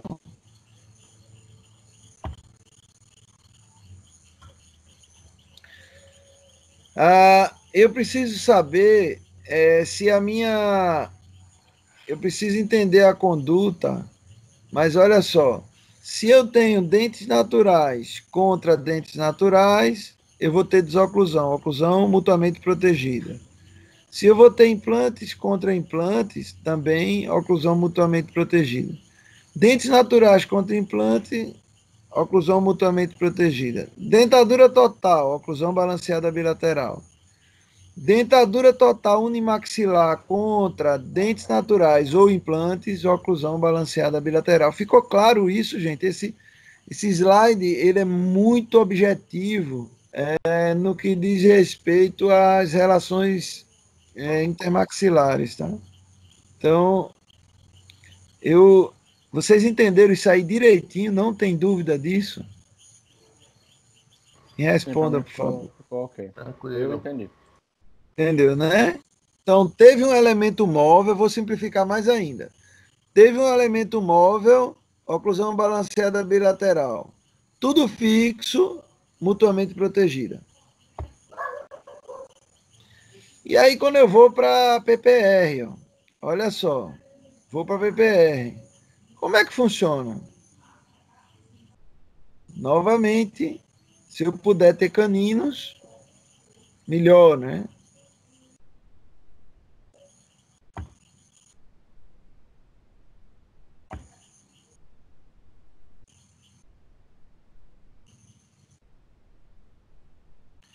Também, ó, eu preciso, na hora de fazer minha prótese, minha PPR, quando o técnico acriliza, ela deve ficar um pouquinho alta.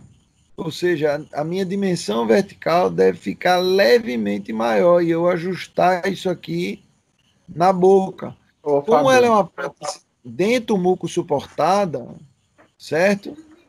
Eu vou ter uma diferença. Se a minha prótese chegar e botar na boca do meu paciente fechar e tiver sem estar alto, ela não tem contatos bem ajustados. Pode perguntar, Marcelo. pra mim travou no slide 83. Tá no 83 mesmo? 86. Pra mim, a tela parou no 83 aqui. Tá igual pra todo mundo? Tá em qual número de Não, vocês? o meu andou. O meu tá normal. Então deixa eu fechar e abrir aqui, que é o meu. Tá. Então, na hora que, enquanto ele fecha e abre lá, eu vou explicando para vocês. Na hora que eu boto minha PPE, carbono de 200 micron, e aí até lá pelos 15, 20 dias depois da instalação, eu ainda vou diminuindo o carbono E quando for prótese total ou prótese removível, assim de extremo livre, que seja muco suportada também, eu vou sempre terminar no Acufilme, tá? Então é mais ou menos isso, ó. Carbono 200, carbono 100, carbono 40 micra e 21 micra, que é o Acufilme. Eu só vou até um carbono mais fino ainda quando eu tiver cerâmica ou dente natural contra cerâmica. Aqui não adianta ir para um carbono muito fino, você vai pirar e não vai ajustar, porque o dente é de acrílico, tá? Então basta até o Acufilme.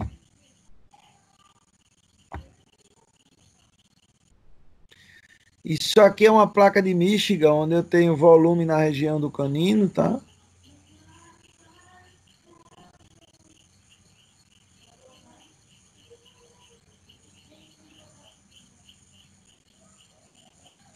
O ajuste na placa semelhante precisa, os dentes anteriores não tocam, precisa tocar em todos os dentes posteriores com a mesma intensidade e a região de canino faz protusiva e lateralidade, tá?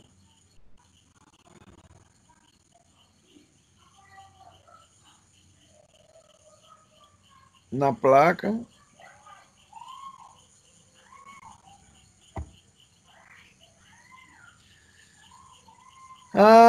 Então, a pergunta é, se eu tivesse que fazer a coroa do 25, aonde que eu iria registrar? Se vocês tivessem que fazer a coroa do 25, como que vocês fariam? Vocês, hoje, com o conhecimento que tem, esse paciente chegou para fazer uma coroa no 25, e aí? Começaríamos por onde? Alguém aqui faria a coroa do 25? Simplesmente ou tomaria alguns cuidados antes? Você falou do único elemento a ser restaurado, seria a coroa. O paciente chegou com essa condição e pediu para fazer uma coroa. O dente fraturado ou quebrado e queria só fazer uma coroa no 25. E aí? Dá para fazer só a coroa do 25? Não dá, né? Paciente com... faltando todos esses elementos nos dentes inferiores. Vai quebrar de novo. Isso. Olha, se você olhar nessa animação, ele toca no canino e é o ponto de mais estabilidade. Então, talvez, no canino não, desculpe, no pré, talvez esse pré fosse minha única referência para eu descobrir a dimensão e a posição de estabilidade desse paciente. Mas aí eu estabilizaria aqui no pré, aumentaria os caninos para a anatomia que eles deveriam ter, né? Deixaria o paciente o mais estável possível e aí eu iria cuidar em implante ou PPR, mas eu preciso de dentes posteriores porque esse desgaste nos dentes anteriores ele é devido à perda dos dentes posteriores, tá?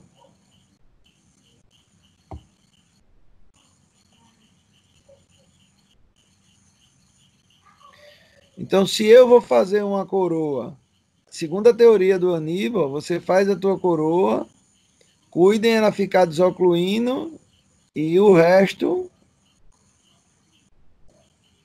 ou reabilita ou mantém como está, né? Já eu penso diferente. Eu acho que a gente pode reabilitar com resina e fazer a coroa como deve ser feita, tá? Por que é que muda essa relação cêntrica? De onde vem essa mudança na relação cêntrica? Por que é que entra o contato deflectivo para ter diferença entre máxima intercuspidação e relação cêntrica? O que é que vocês acham? Vocês acham que na natureza, se tudo ocorrer como sem interferência da mão do homem, pode haver essa discrepância entre RC e máxima intercuspidação? Não? Pode ou não pode? Eu acho que pode. Pode, claro que pode. Eu acho que Por pode exemplo, também. a erupção de um terceiro molar. Mas assim, eu vou mais longe. Vou falar para vocês, ó. essas discrepâncias, de certa forma, elas não acontecem na natureza quando tudo segue o curso da natureza. O que é o curso da natureza? Alimentação, tudo como deveria ser. Mas, quando você começa a ingerir alimentos que não estimulam a formação correta das raízes, quando uma criança tem problema respiratório e não trata naquela fase que deveria, e aí passa a vida toda respirando pela boca, aí a gente sabe o que é que vai acontecer, né? Então, assim, na verdade, o que a gente deveria fazer como dentista de criança e como pais era impedir que o curso natural fosse interrompido. Como fazer isso? Cuidando na alimentação, cuidando no sono, cuidando de observar essa troca dos dentes e essas facetas de desgaste dos dentes, cuidando em deixar a natureza agir. Essa é a filosofia básica, tá? Essa é a filosofia básica. O que acontece quando muda essa relação cêntrica? Eu vou ter mudança de postura, vocês já sabem que vai ter mudança de postura de ombro, de quadril, na sola do pé também, dores, né? Então, essas mudanças de postura, elas vão ser musculares, né? Devido a essa invasão da relação cêntrica, vamos dizer assim, né? Os contatos deflectivos.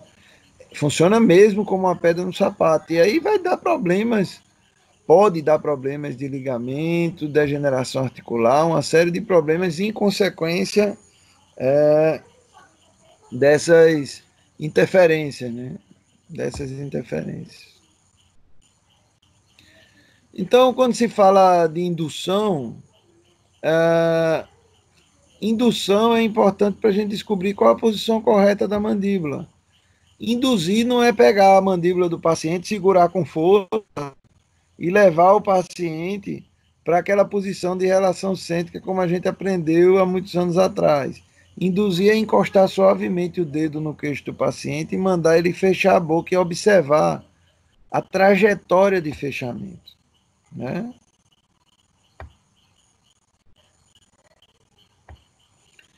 Então, eu preciso voltar a descobrir, primeiro, nunca usar esse termo de desgaste seletivo, e sim harmonização oclusal ou ajuste oclusal, mas nunca desgaste, tá? Nunca desgaste. Eu não tenho que perder para ganhar. Às vezes tenho, mas é raro, é exceção, não é regra. Então, por que o dente gastou? Por que ele fraturou? Por que aquele dente e não outro? Isso são perguntas muito importantes a serem feitas, né? Qual dente? Por que eu tenho uma marca mais forte no dente do que no outro? Mas eu preciso sempre acordar para eliminar a deflexão. Para eliminar a deflexão, na maioria das vezes eu preciso adicionar e nunca desgastar. No final de tudo, eu vou precisar ter contatos estáveis bilaterais e simultâneos, guia pelos caninos com espaços uniformes de um lado e do outro, tá?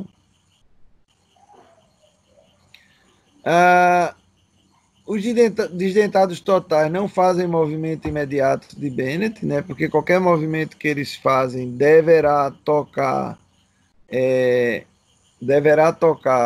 um lado e outro, tá? Não terei desoclusão, certo? Não terei desoclusão. Os ligamentos são limitantes, né, para proteger as articulações. Então, se eu tenho um músculo pterigoideu lateral superior, por exemplo, puxando o meu disco quando ele estiver desapoiado por uma interferência em balanceio, o meu ligamento segura, mas tem hora que puxa tanto que ele não segura. Então, como o ligamento não tem memória elástica, se ele distender a 20% ou 30% mais do que deve, ele poderá romper, e rompendo ele não volta, tá? Ele não volta. Olha o que acontece quando eu faço um movimento para o lado de trabalho, o meu côndilo apoia o disco no fundo da cavidade. Já no lado de balanceio, ó, ele fica solto, ó, diminui a pressão intraarticular. Então, se o músculo puxa aqui, eu poderei ter um deslocamento de disco, tá? Isso é interferência em balanceio. O que me traz para uma alavanca de classe 1, que é desfavorável, tem máxima eficiência, né? Então, a alavanca de classe 2, né, que é a função em grupo, tá? A função em grupo, o exemplo aí do carro de mão, né? Essa aqui é a mais perigosa, porque eu tenho interferência em balanceio. E quanto mais, quando eu aciono isso aqui, eu aciono o músculo pterygoideu lateral superior, que vai puxar o disco do outro lado. Quando eu tenho ele apoiado no teto da cavidade, é mais difícil deslocar, mas quando a articulação está descomprimida, é mais fácil eu trazer esse disco.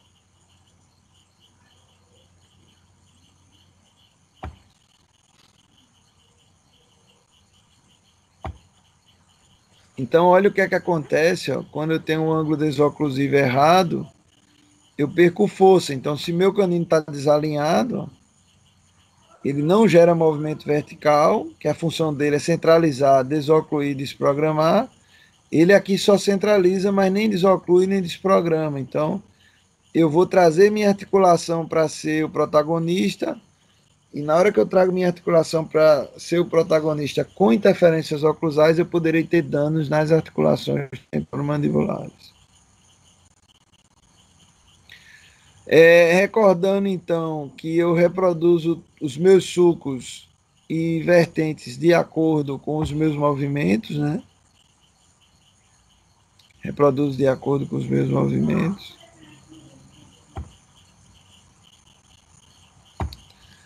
Falar em cêntrica longa, que é tocar e deslocar, eu não acho que o assunto pantografia interesse a gente nesse momento, eu acho que vai só complicar um pouco. Só para vocês entenderem que esses movimentos, eles eram reproduzíveis nos articuladores totalmente ajustáveis, para que se seguisse esse movimento personalizado na reprodução dos dentes a serem reabilitados, tá? Olha essa imagem aqui no final e vocês vão ver que isso se reproduz na anatomia do dente. Todo movimento que acontece dentro das articulações, eles se reproduzem na anatomia dos dentes. É isso que a gente vai fazer quando fizer a prática com cera, com resina e com resina composta. É isso aqui, ó, criar movimentos que vão construir a anatomia para a gente. Tá? Estão me ouvindo aí, gente? Tá funcionando aí? Sim. Sim. Já estão cansados? Né? Hoje a gente está esticando um pouquinho mais, né? Outra coisa, ó, essa guia nos caninos, ela precisa ser suave, como se uma estrada sem buracos. Então, se você encostar o dedo aqui na vestibular do canino, coloca teu dedo na hora do atendimento checando essa guia, esse movimento ele precisa ser suave, ele não pode ter batentes, tá? Mas esse ângulo desoclusivo aqui, ele precisa ter um componente mais vertical, senão não desoclui os dentes posteriores. Eu queria que vocês entendessem lado de trabalho, lado de não trabalho e como esses sulcos eles se desenvolvem.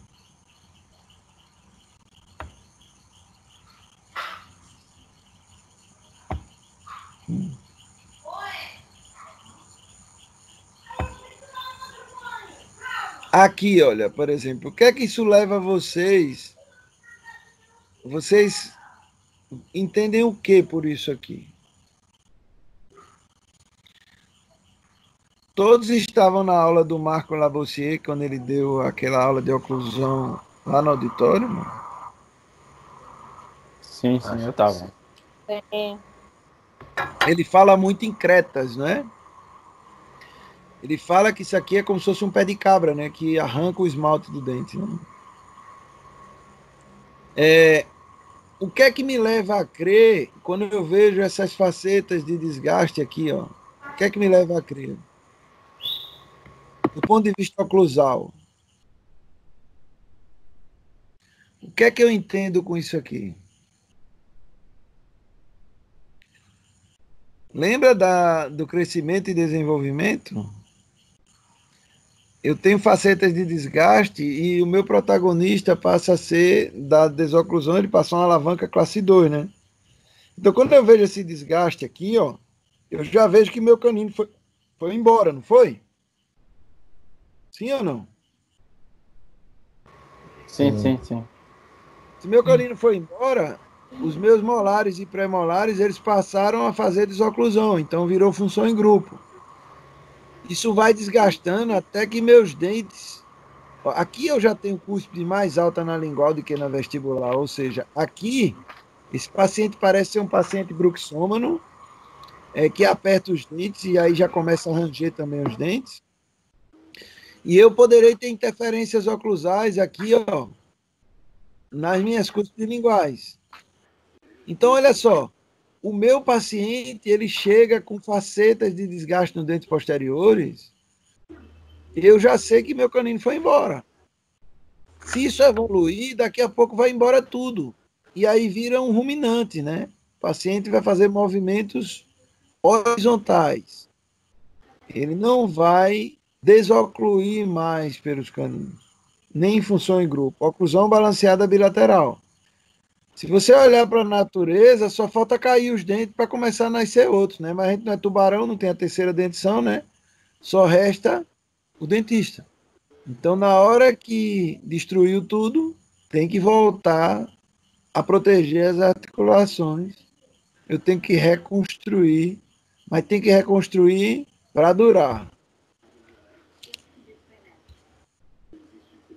Eu posso ter um agravante nisso? Posso.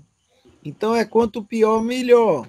O paciente que mastiga mal, o alimento vai inteiro para o estômago, ele passa a ter refluxo, e o ácido que vem do estômago destrói mais o esmalte do dente, e aí o processo é caótico. Certo?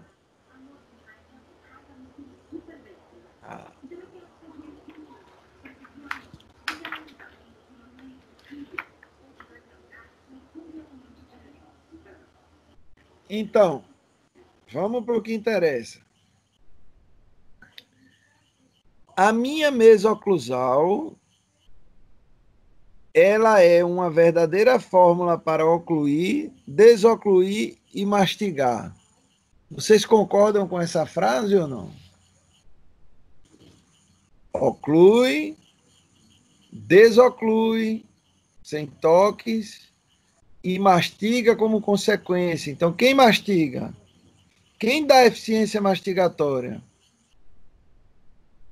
Quem é que dá a minha eficiência mastigatória?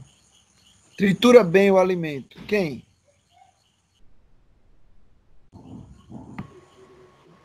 A mesa oclusal dos molares, né? A mesa oclusal dos dentes posteriores. Começa nos prés e vem para os molares. Principalmente os molares. Mas a minha anatomia precisa ser perfeita para que eu tenha melhor mastigação, máxima eficiência mastigatória. Certo? Aí sim, eu vou estar fazendo meu papel de dentista de promover saúde, porque como a digestão começa na boca, eu vou triturar bem o alimento e ele vai bem mastigado para o estômago. Certo? Então, eu primeiro preciso entender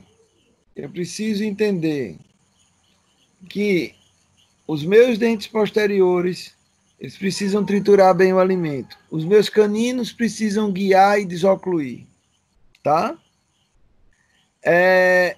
eu vou sempre fazer o meu ajuste oclusal prioritariamente por adição. Depois da adição, sempre eu vou precisar, em muitos casos eu vou precisar de correção ou cirurgia ortognática, ortodontia ou cirurgia ortognática. Em raríssimos casos, eu vou fazer desgaste.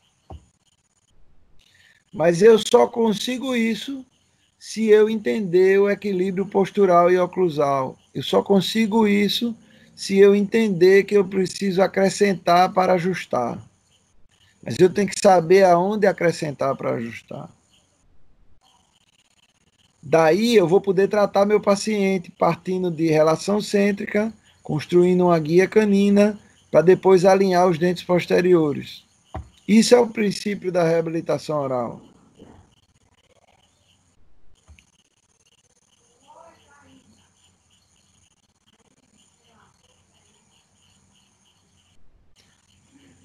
Então, uma pessoa só tem credibilidade quando suas palavras perduram por muito tempo, né?